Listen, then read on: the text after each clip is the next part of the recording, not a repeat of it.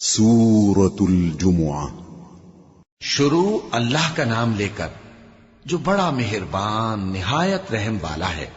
جو چیز آسمانوں میں ہے اور جو چیز زمین میں ہے سب اللہ کی تسبیح کرتی ہے۔ جو بادشاہ حقیقی ہے، پاک ہے، زبردست ہے، حکمت والا ہے۔ وہی تو ہے جس نے ان پڑھوں میں انہی میں سے ایک پیغمبر بھیجے جو ان کے سامنے اس کی آیتیں پڑھتے اور ان کو پاک کرتے اور انہیں کتاب و حکمت کی تعلیم دیتے ہیں۔ اور اس سے پہلے تو یہ لوگ کھلی گمراہی میں تھے، اور ان میں سے اور لوگوں کی طرف بھی ان کو بھیجا ہے جو ابھی ان مسلمانوں سے نہیں ملے، اور وہ غالب ہے، حکمت والا ہے۔ یہ اللہ کا فضل ہے، جسے چاہتا ہے عطا فرماتا ہے، اور اللہ بڑے فضل کا مالک ہے۔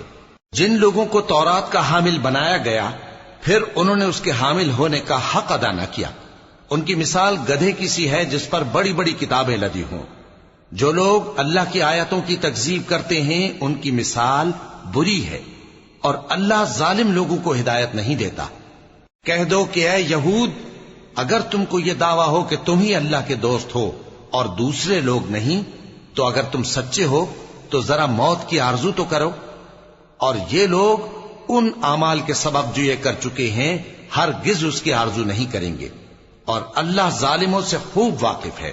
کہہ دو کہ موت جس سے تم بھاگتے ہو وہ تو تمہارے سامنے آ کر رہے گی، پھر تم پوشیدہ اور ظاہر کے جاننے والے مالک کی طرف لوٹائے جاؤ گے، پھر جو کچھ تم کرتے رہے ہو وہ سب تمہیں بتائے گا۔